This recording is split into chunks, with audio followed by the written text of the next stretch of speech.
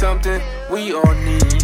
Gotta have it now if you wanna succeed. Striving, surviving, that's no doubt. Sticking together, we gon' find a way out. So all you young people, give it your all. So all you young people, give it your all. So all you young people, give it your all. So all you young people, give it your all.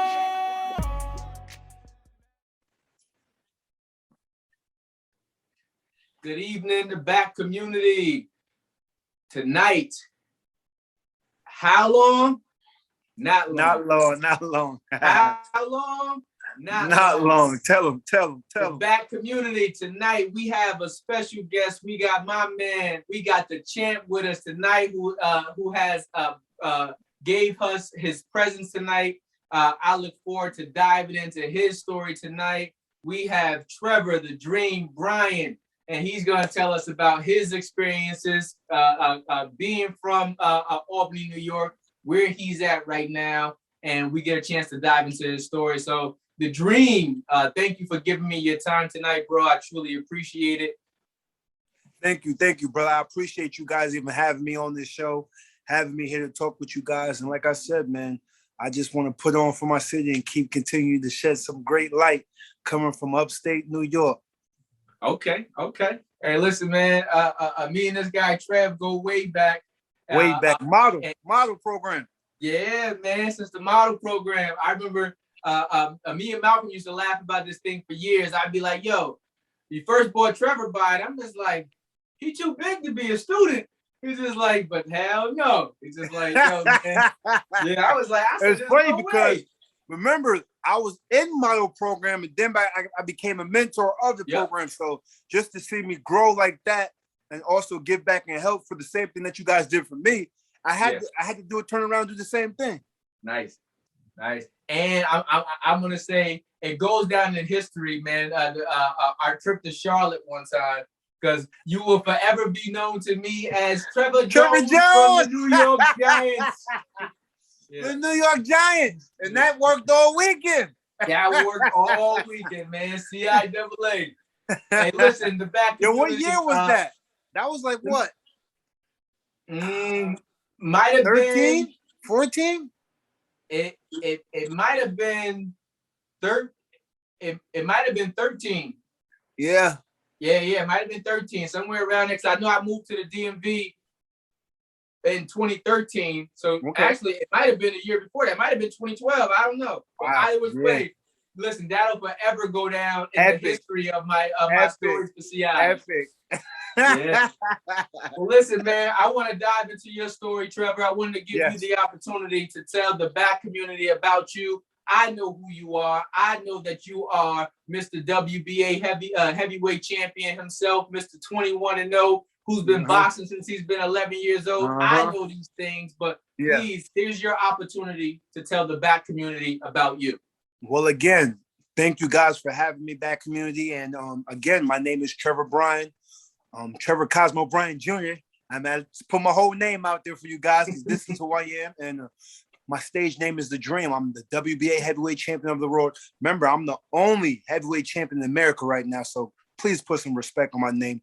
21-0 undefeated. And I'm from upstate New York, Arbor Hill, Albany, New York. And I come from the same community that a lot of these young kids are going through some hard times now because I see that there's not much for them to do. But I'm one of those guys that made it through the cracks. I was in a lot of different stuff back then, back in Arbor Hill. Like I said, if you know anything about Arbor Hill, upstate New York, it's a tough area. I mean, don't get me wrong, it's beautiful spots and beautiful things about the city itself, but they shed more dark and bad stuff, energy that comes from up there instead of the good stuff that we got coming from upstate New York. And like I said, I'm from Arbor Hill, what they call the West region. What do they call it? West Hill?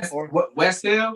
Yeah, I think West Hill. Yeah. And like I said, I went to Arbor Hill, went to Albany High for 1 year, had a little trouble, so I had to transfer to Bishop again. I ended up graduating back in 2008 from Bishop again. And again, like I said, regardless, I'm from Albany, New York. They might say on my box rec that I might be from Schenectady, but my gym was in Schenectady.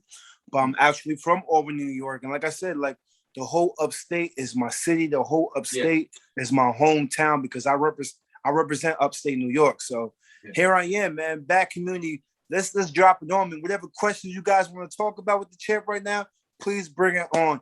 And I will let you guys know where I come from, the experiences I've been through, just to get me to where I'm at now in life. And like I said, I'm making history in my name, and I'm making history for my city because, like I said, it takes a lot to come from where I come from and to be where I am now. So, right. And what a lot of people don't realize is that, you know, there's another historic great individual from our area as well, and you guys are both underneath the same production company. If I'm not mistaken, is what is you're underneath Don King Production, right? Yes. Yeah. What are you talking about though? I'm talking about Tyson. Okay, Tyson. Tyson, yeah, exactly. Yeah. Tyson definitely was in the upstate region. I believe it was what? Catskills. Came from the Catskills, whatever. And yeah, we have historical pictures of him actually in new courts, being around Albany, all different sites. And he also has a management group that actually came from Albany as well. Yep. One of his good friends, I forgot his name. The Horn family. Rory Holloway. Holloway. Roy Holloway. And like I said, this is all from upstate. You wouldn't imagine what type of history is coming from upstate New York. And we're continuing now in the new generation with me. So, and even the younger kids under me as well. I mean, because it's a lot, like I said, it's a lot of great things that's coming out of Albany. We just need to shed light on it. And like I said, I'm happy to be here. And I'm under the Don King banner only in America. And Don King is one of the greatest ever. He started the blueprint of my profession, and it's just funny to see that now. I used to watch this man on TV, and here I am as he's representing me in my career. It's just life is something else. Nice. And it's crazy because Albany is comprised of it's the basketball town, but we also have some historic names in the boxing world as well. Yourself included. Who am I missing now? Amir, Elijah Tillery. The other guy who's down there with Jay Prince right now. I can't think of his name. Ty. What's his name again? Yeah, young boy. He's doing pretty well. He's with Top Rank. Yeah. I'm drawing a blank right now. But like I said, man, it's an honor because one, I know how much work you put in to get to where you are right now. And that's some of the stuff I want to dive in with you because we got a lot of people from the town that aspire to be in areas and situations that you are, to be considered the WBA Heavyweight Champion. So, you know, I want to spread a little bit more spotlight on that. So I'm gonna hit you with your first question. Actually, I think you answered it already. What part of Albany did you grow up in? I'm from Arbor Hill, Albany, New York. What they call it, West Hill. I went to Arbor Hill Elementary School. Okay. All right. Listen, how did you get into boxing as a profession? What sparked your interest in becoming a boxer? It's funny because I always ask myself this. I didn't come from a sports family background, although I was very active as a youth. But none of my family have never been in professional sports that I know of. But boxing was something I just fell into. I even actually, like I said, it started where I actually was. We have a couple of community centers within Albany itself, and a couple of different programs that was going on. And so happily, I lived on Collins Street, which they call C Block, and right there on Swan Street, I went to St. Joseph's, where Tony Marshall was another top guy from the city as well that did well and had a couple of national titles, like I said, me rolling in there in the sewer. And back then, now, if you're from upstate New York and you're from Albany, you know how Swan Street and Collins Street was back in those days. I mean, this is back in the early 90s. I mean, early 90s going to 2000. It was a rough area. And for me to even go to that, the coach at community center, I had to go all the way down Timbrook and come up First Street just to go to St. Joseph's. I could never go across that corridor where Mac Barbershop was, which is right there of the corner of Colony Street and Livingston. Livingston Ave. I could never walk through that street right there because it was tough right there. TC Club was there and all that. And I can never go past that street. I remember one story just to stop before I get where I'm going. I remember I passed there, rest in peace to Matt. He was the barber that was legend man that knows everybody in the community. And I remember one time I walked past right there. I was like, man, I'm not walking all the way down the street to go to the community center. I mean, I passed that street right there and went to the community center thinking everything was good. By the time I got home, my father was on my tail like, yo, what you doing on Street? I said, how would he even know? Matt. I went to go get a haircut next day. He's like, yeah, I had to tell your daddy I seen you walking through here. I said, oh, Lord, it was you. But man, just to tell you, like I said, I'm strolling into St. Joseph's and Tony Marshall's was there actually training in the basement. And like I said, I always used to go to the community center, but never went to the boxing gym. We used to go play pool upstairs, foosball, that stuff. And I was like, yo, it's a boxing gym now. Let me try this out. Man, when I said that this workout was so tough, so hard, it was hot. It was hot in St. Joseph, if you remember. And I said, man, like, how dare I can't do this?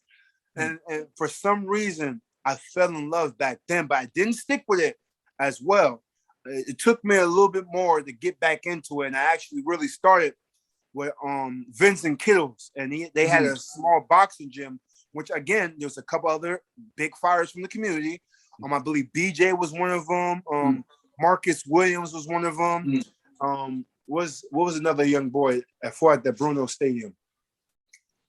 A lot of guys that came out of there in Livingston. And I actually started my amateur career right there in that back door, that back little corridor in Livingston Middle School, in a small little closet, which was a gym, and that's where it all started. And I fell in love with the sport. I mean, at the time, I was a football, basketball player. And boxing was, like I said, never really dawned on me for me to something that I really wanted to do. I was just doing it for free time. And as I was coming up in my amateur career and seeing all these different guys going to these different national tournaments to meet these different young boys that's competing for the state and the country and all that, and just to hear all the stories that, their father and their grandfather was a boxer and ex-champion. And I was like, man, am I even really supposed to be here? But I remember, I forgot what heavyweight champion came to one of those national fights and told me, like, man, and this was when I was like, maybe 13 or 14 at the Silver Gloves. This man told me, hey, stick with this. You're going to be a champion one day if you stick with this sport. I said, me, champ? I was just doing this to punch people in their face. Like, it was just to get a little energy out. Like, I didn't really think that I was going to stick with this boxing. And like I said, this is something that grew on me and something that became that love. You know what I'm saying? So that's how basically I started with boxing. It's just been a dream come true since then. Yeah, it's the perfect name for you, man. Like I said, Trevor the Dream. And to honestly, to see your evolution, to see where boxing has been able to take you, it's really amazing. Just to see it, to see that, you know, you're still the same level-headed person that I knew back in the days, even with all your success and your experiences that you're experiencing right now. But how does it feel to be the WBA Heavyweight Champion, man? Man, listen, I manifest my hard work, my dedication into reality. And again, like coming from where I came from, like I said, I was never given nothing. So for me to get all of this out of hard work, get it out the mud, man, this is a dream come true. My name is going to go down in history. I mean, period. Trevor, the only heavyweight champion that came out of actually is born from Albany, New York. My name will go down in history regardless of how my career go back. I plan to keep still pushing because the dream is just starting from here. Yeah, and I got the title now, but this is the hard part where now that I make my legacy and I fight these big fighters and fight these top guys from all over the world, and just to put my foothold of who the Trevor Bryan the Dream is. And like I said, it's a dream come true. All right. Hey, listen, man, I'm gonna take it there. You told me I could take it there, so. We always say, you know, how long, not long, because we know not long at all. Not long at all. Who's up next for you? You know, I might have heard some rumblings. I know you might want to go after a Wilder. You might want to go after, you know what I mean? What's the ideal fight for the dream? Well, right now, there's a lot of big fights out there, and there's a lot of big fights on the table right now. Even like you just mentioned the name before that came from Catskill region, Mike Tyson. They offered, hey, Trevor, would you like to fight Mike Tyson? Mike Tyson would like to give it a go back at it. So that right there is going to be legendary in itself. Nice. To have a chance to fight Mike Tyson. Like, I remember we used to pay for this man fights, and we all in on one house on one TV just watching it. And for me now to have an opportunity now to fight this legend itself and to start my legacy, this is something big for the Capital Region, period. I agree. But there's a lot of other couple names out there as well. Tyson Fury, Deontay Wilder. I mean, these are the top guys, and even Anthony Joshua. These are the top guys right now in boxing, and I want to showcase my talent against who they say is the best in the world, and I know I can hang with the best of them. So that's who I'm looking for. There's a lot of other couple fighters that they did mention, but I'm not going to shed no light to their name for the simple fact that when I only had the intern and I was calling these guys out, they wouldn't dare mention my name or Don King name. So I'm not going to mention them name. But those are the top 3 guys that I'm looking forward to having the next mega fights with. Nice. I remember, just to go off on a tangent, man, I remember the first time I met Tyson, right?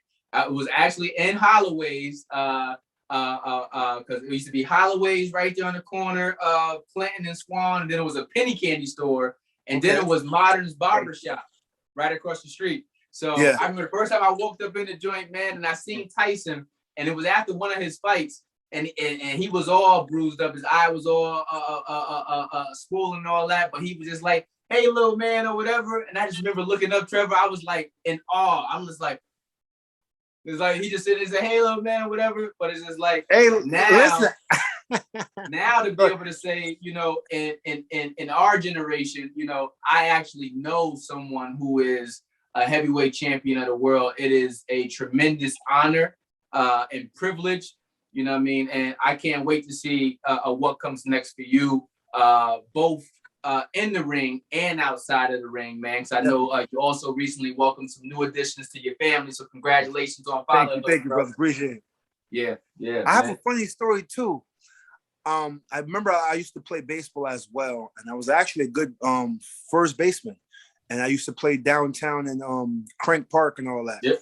And I remember Mike Tyson actually came in town one time, and I remember I was sitting there eating my little hot dog, whatever, and fries. And they was like, yo, Mike Tyson here, Mike. I said, Mike Tyson? You mean the boxer, Mike Tyson? I said, yeah, Mike Tyson. So I ran over there where Mike Tyson was. Now, remember, I was a little chubby, little fat kid back then. I ran over there where Mike Tyson, brought my glove and everything. I got my glove signed by Mike Tyson, his autographed name, Mike Tyson. I was so ecstatic, so hyped. Oh my God. But I was like, oh man, I gotta go eat my food before my next game starts.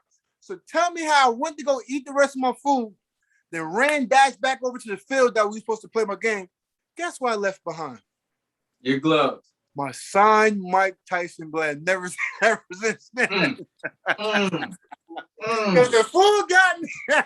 So you tell me I was a little fat, little chubby little kid back then, but this is a funny story that how I met Mike Tyson the first time, though. But yeah, man, I did. Listen, I was more worried about eating my food than securing my glove. That was too funny, man. But yeah, so let me see. I did just add a new addition to my family. My little pretty little daughter. Got 2 daughters now. Hopefully I can be able to make a big step like you, brother, and compete with my family and have my fiance and be under one roof in a second. So like I said, I still got some growing to do, and that's definitely coming. But I definitely have a beautiful family, and family is something that I really value. I mean, and that's why I'm so giving. That's why I'm so loving, and that's why I'm so humble, because I know where I come from with my family and know how my family was, and I just want to shed that same love back to my new family that I have now. Facts. And it's like, man, anybody will tell you, Trev, it's a journey.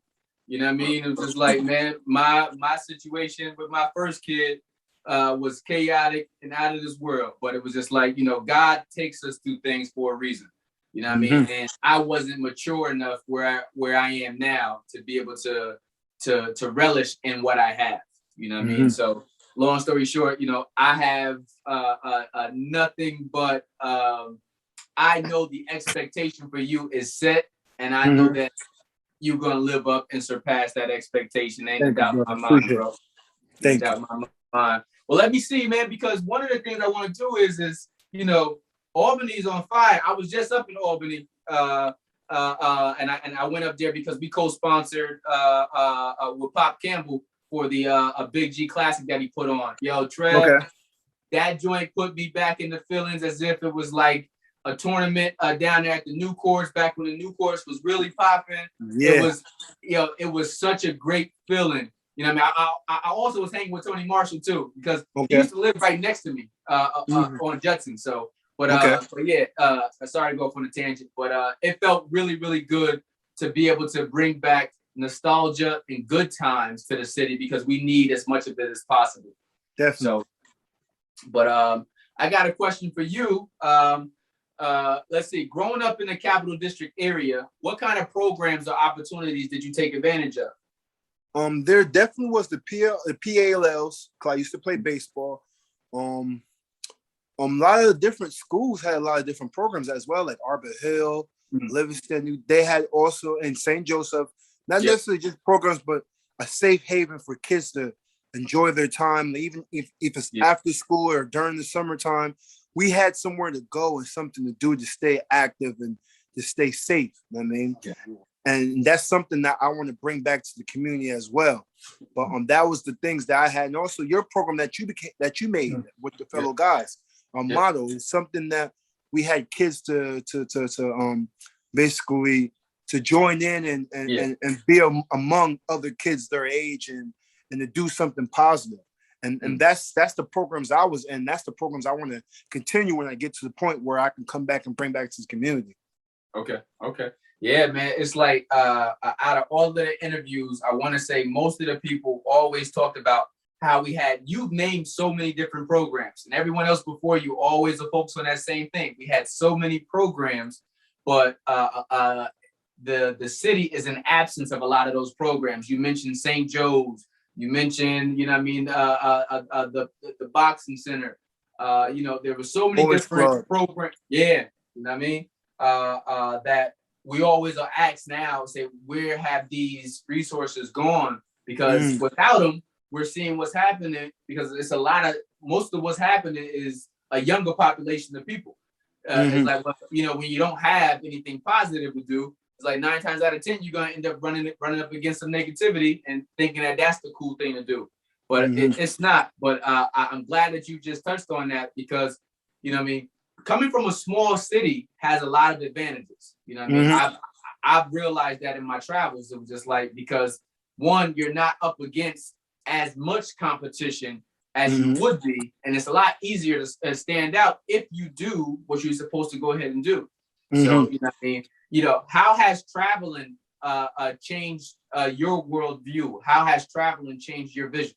Man, traveling itself, and I want to teach that as well, and provide that for kids that come from the inner cities. Traveling, you get a different type of education in itself that you don't get from school. I mean, traveling, you get to see how other people live and how other cultures work and come up. And it's like I said, from me traveling with boxing at a young age, I mean, I was going all over the country. I was catching buses, I was catching plane flights, and I was going for free off of the boxing program. And I was able to go to these different cities and these different states all over the nation. And it was beautiful. I mean, I imagine that's what made me truly fall in love with boxing as well, because I was able to go these different places and see these different things that's going on in other different towns and other different cities and other different states. And like I said, that's an education in itself of just traveling at a young age. Yep. Nope. I agree wholeheartedly, man. It's like traveling changed my life. Imagine coming from a small town like Albany, but realizing you could have a life outside of there. You can still be a part of that. But, you know, like I said, so that even like we joked about Charlotte earlier, was like, I first moved to Charlotte in 2001. I've been telling people about Charlotte for years. So it took a long time for people to catch on to Charlotte. And it wasn't until CI's hit. Listen, you're one of the reasons why I wanted to move to Charlotte. Because after you showed me you came from what was the school? What was the school? Not Howard. Johnson C. Smith. Yeah, Johnson. So just to see how the town was and people were so like welcoming, that's when I really got like Southern hospitality. When you brought me down to Charlotte and people was like, hey, you see me in the street, say hi. I was like, oh, excuse me, how you doing, man? I'm like, oh, excuse me, you know what I'm saying? But we're like, that was just beautiful in itself to see that. And Charlotte was actually at that time was a booming city where it was coming up. A lot of Black professionals were moving there and just to build up the culture there and everything. And that was great. And I loved it. And from now, I was still moving to Charlotte just to see if it's the same vibe as well. But yeah, man, that was great. I loved it. I mean, the traveling is definitely it. Traveling, you have to see outside of your own city blocks, your own city corners. I mean, because there's a big world out there. And that was something I seen myself. It's like, yo, I'm going to all these national tournaments all over the world and all over the country. Like, there's different places. I can't just be stuck in Albany for the rest of my life. I love Albany. I love it. I love my city. I was born and raised there. But there's much more out there for me to see. It's much more out there for me to do. So like I said, traveling is definitely something. And even with the model program, you actually brought – the first time I ever went skiing was with model. I learned how to ski with you guys. And we used to take the kids to, Vermont Mountain? Gore Mountain? Actually, we used to go to the Catskills too. We used to go to Bel Air. Bel Air with Brother Youssef too. Down there to Brother Youssef, Bel Air ski resort. No.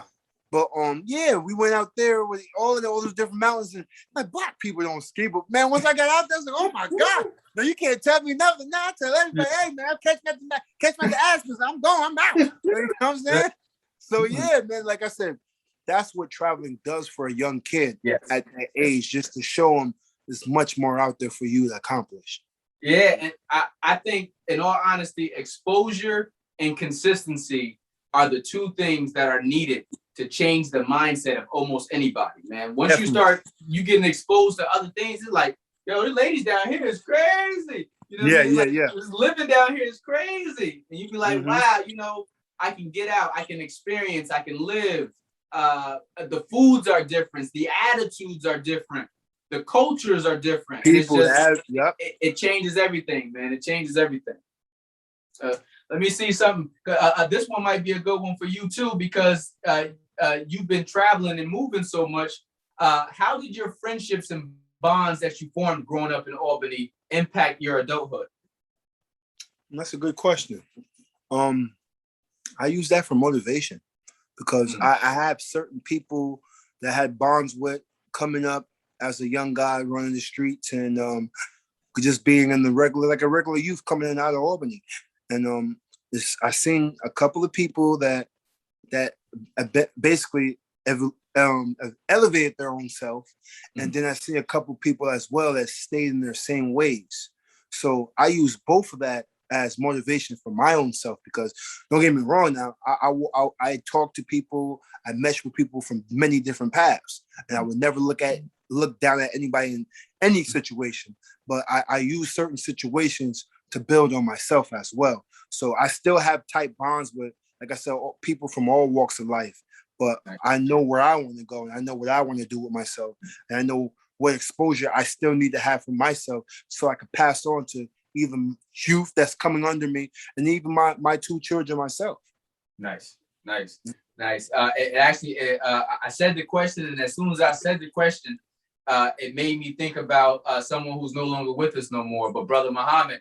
And you know, I wonder how that relationship with Mel impacted you as someone who was so close to him, and then someone who was so instrumental in training. You know what I mean? Yeah. How was that relationship like? How have you filled that void, both personally, and how has it affected your career?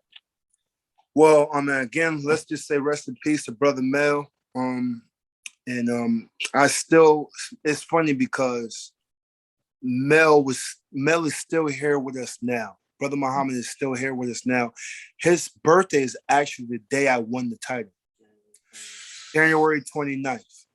So even after all of that, that just shows that he's still pushing me, still giving me energy to go where I need to go. And he knows deep down, and he loved me so much, and I loved him so much as well, that there's so much more for Trevor Bryan to show, and there's so much more for Trevor Bryan to accomplish. And even after he passed, his body passed, but his spirit and his energy is still here now. And that shows January 29th, where I won the title. And I have much more to go. But again, I still have his brother as well. I still have his brother here with me now in my camp. And shout out to Messiah. Messiah X. And I'm just happy that I still have him. And he's forever part of my family. And we're going to continue to keep pushing on this dream and to accomplish these big tasks that God has laid in front of me. Okay. Speaking of January, so what? You got the title in early January of this year, right? Yes. Was it a 11th round knockout? 11th round knockout from another former heavyweight champion, Bryan Trevor, first Haitian-born heavyweight champion of the WBC. And I was supposed to fight another guy that actually had the title before me, but he wasn't able to make it to the States. So because of a visa situation or something like that, yeah, visa right? situation, yes. I don't really know what his situation was. I just thought the day of, I thought he was still going to be there. I didn't know, but he said he couldn't make it. So Bryan Trevor was on the card as well, fighting another fighter, and he stepped up and said, "You know what? I'll fight Trevor Bryan." And again, just to fight another former heavyweight champion, I'm just like, man, you're there now, and you got to show the world what you got. And you guys see what I basically did. 11th round knockout. Prior to that, I was out the ring for 2 years. And I know there's a lot of talk out there like, oh, Trevor Bryan was kind of big and this and that. And I was laid off and COVID came and all that. But I still managed to accomplish and do what I have to do. And now, like I said, I'm starting and building my legacy off of that win now. And my next fight, you guys stay tuned because something big is coming. Nice. What is it? 21-0, 15 KOs, if I'm not mistaken. Yes. I told only you. One in America. Only in America. Only in America right Only now. in America. Hey, man. Let me see. When you were growing up, did you have a mentor or a young adult that you looked up to? And if so, what impact did that have on your young adulthood growing up? If you can remember. Well, I wouldn't necessarily say I had a mentor, but I definitely had. I have a big family. You know my family as well. I have a big family, so I have a lot of positive male figures and female figures in my family itself to steer me along the right path and to feed me the right energy coming from the area we came from. But kids is going to find something to do regardless if they truly are like that. And I was one of those kids that I wasn't necessarily easily influenced, but I was easily distracted.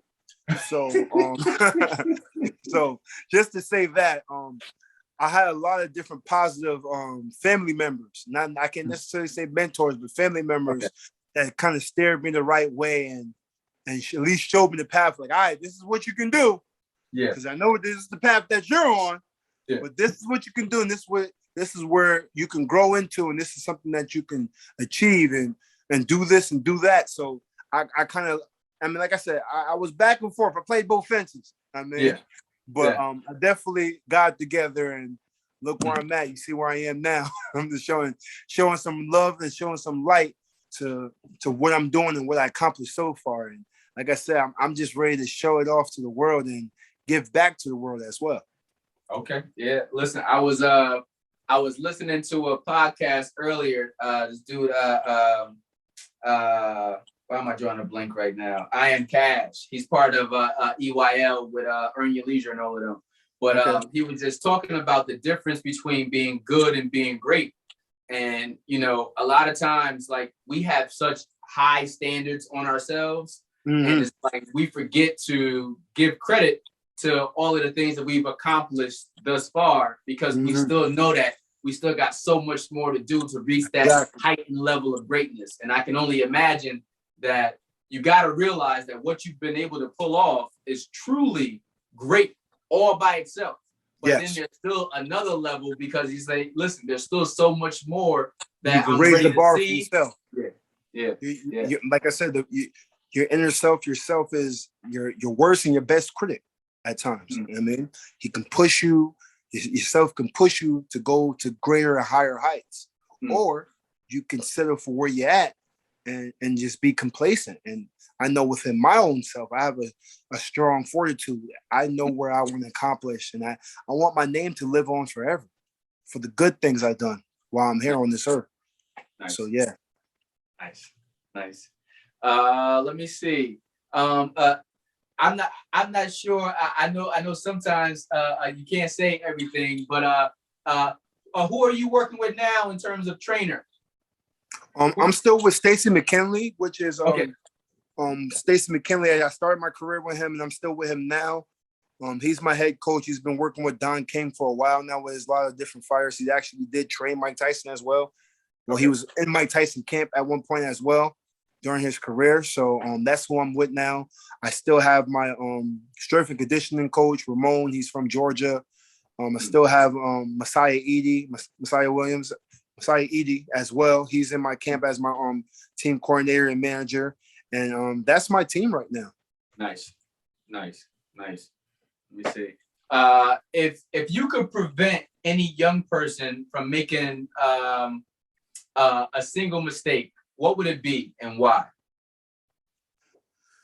If I could prevent, well, listen, life is about mistakes. I mean, the thing about mistakes is you have to learn from them. There's not one person on this earth that I know that haven't made mistakes, and from making mistakes, you can make yourself better from it. I mean, you have people that make mistakes and continue to make the same mistakes, and repetitive energy keeps happening and to wherever they're at. But I mean, mistakes are something that's going to happen to you regardless. And for me to tell a young person to say, hey, listen, live life one day at a time, but also think as well, because what you do today is going to affect you in the future. I like that. That's something that I would say to any person. But like I said, mistakes are going to happen.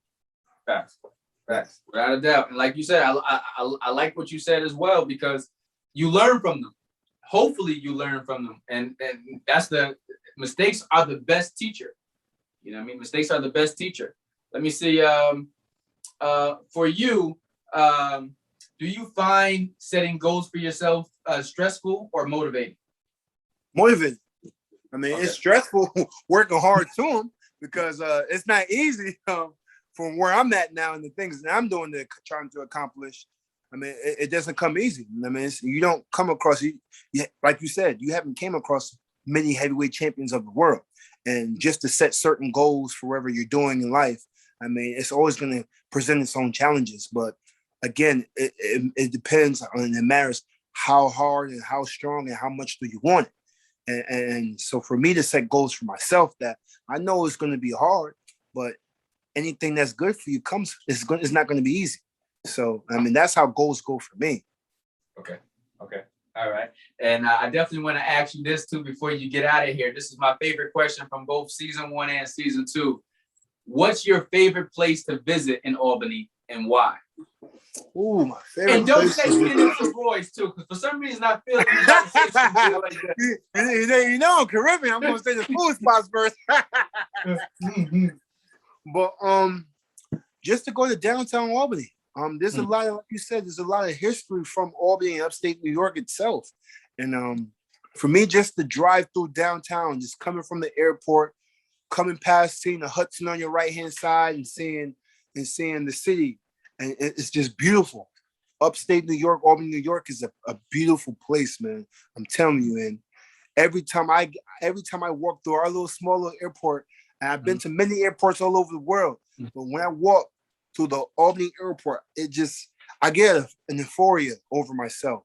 It's just like, wow, like it's very energetic that, man, I'm back in my hometown, back in my home city, and it's just lovely. Like I said, so me just saying, going through downtown Albany, New York, seeing all those buildings and seeing all those different communities that surround this beautiful, gorgeous city, and that's what actually I love every time when I come back. Nice. Yo, I was going to say my mama house the second point, but you say, listen, man, I'm hungry, and I asked you to make me some banana pudding. Yeah, exactly. You know what I'm saying? When I get there. More like rice and peas and oxtail, you see. Listen, man, it's always such a great feeling going home, regardless of what's going on, because you know, you can either focus in on the negative or you can remember the positives. And I always try to remember the positives while staying aware of the negatives. Exactly. You know what I mean? But yeah, let me see. I got a couple more questions for you, and I'm gonna let you go because I know you're a busy man. Yeah, because I haven't ate yet since I came back from the gym. So. Listen, I don't want to stand in between that and that. Second to last question. I got one more question for you. Thinking of your younger self, what is something you wish someone would have told the younger Trevor Bryan? Well, that's funny that you say that, Tyrell, because a lot of people told me a lot of stuff when I was younger. And my knucklehead self still did it anyway, had to find out the hard way. And I was one of those guys like, okay, maybe I'm not supposed to do this, but I did it anyway. And like I said, just going through experiences and mistakes, man, make you into the person that you truly are and who you truly want to be. I mean, it's funny because I'm happy that you asked that question. For some reason, deep down in myself, man, I always knew that something was going to be special about me, and I was going to do something great, and my name was going to live on and was going to last, and I was going to stick my name in the history book somewhere. And I had no idea at the time what it was going to be, but I knew within myself, regardless of everything that was going on in the community, everything that was going on in my life, I knew that I was going to get right and I was going to be on the right path and something was going to happen great for me. And it's funny, I used to be my pickup line, like, girl, you're going to remember my name. I'm going to be famous one day. You understand what I'm saying? But mistakes, though, like I said, you're going to grow through stuff. And like I said, I've been told a lot of different things throughout a lot of different years, like, Trevor, don't do this, Trevor, don't do that. You don't want to live this, you don't want to live that. But again, I mean, mistakes make you into the person who you are and who you want to be. And it's up to you to correct those mistakes to achieve a higher being of your own self. And that's what it's all about. You see what I'm saying? So just to answer your question, I mean, like I said, okay, a lot of people told me a lot of different stuff, but I had to find my own way. Okay. Yeah. Last question for you, man. What about your life's path are you most proud of, Trev? To make my mother proud and happy. I mean, I come from Arbor Hill. Nobody never thought I was going to be a heavyweight champion of the world. And just to get the sensation to see that smile on my mother's face, smiling from ear to ear, to know that her son has accomplished something and is doing so well in life, that's what gives me the passion to keep going on and keep doing what I'm doing now. Okay. So that, yeah. Okay, listen, the back community, you hear it first. You hear from the man, the myth, the legend himself. Hey, Trev, I can't thank you enough. Thank you for extending me your time this evening. Is there anything that you want to let the people know? Because you are the people's champ. Is there anything you want to let the people know before we go ahead and part ways tonight? Listen, man. Again, this is Trevor Bryan, the Dream, 21-0. Heavyweight champion of the world, WBA heavyweight champion of the world, the only one in America right now. I want to keep telling everybody that have a goal, that has things that they want to accomplish, there's a champ in you. Not just because if you're an athlete or it is a champ in everyone. And if you want something in life, you got to work hard for it. Hard work, dedication, and preparation is going to bring you there. And keep working hard, and you will do it regardless of whatever you're doing in your life. And that's from the heavyweight champion. Facts. We're going to end it on that one, man. Trevor, I greatly appreciate you, brother. Best of luck as you continue training. I can't wait to see what's coming up next. How long? Not long, brother. Not long at all. Won't be long now. Let's go, champ. Yeah. Hey, listen, man, I'll play catch up with you later. All right, champ. Appreciate it. Thank you, too. Thank you. Man. Appreciate it. Keep climbing up the ladder. A Black Lives Matter. It matter. matter. So all you young people, give it all. So all you young people, give it all. So all you young people, give it all. So all you young people, give it all. Matter, matter. A Black Lives Matter. They matter, they matter. A Black Lives Matter.